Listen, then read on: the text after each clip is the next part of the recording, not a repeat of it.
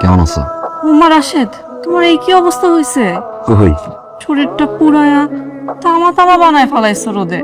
ওরে, বিদেশের মাটি এত সহজে টাকা কামান যায়? একটু তো রোদে পড়তে হয়। আমার কিছু লাগবো না রাশেদ, তোমার এই কষ্ট দেখে আমার কলিজা ছিঁড়া যায়। আমি কার লেগা বাসুম? চাইলে কি আর আওয়া যায়? এই তো আর অল্প কটা দিন, ধৈর্য ধৈর্য। তুমি ফিরলা না দেখো, মানুষ আমরা নিয়ে আজে বাজে কত কথা কয়। তুমি থাকলে আমরা নিয়ে বাজে কথা বলার সাহস পাইতো না। কেউ কিছু কইছে? কেউ কিছু বলে নাই।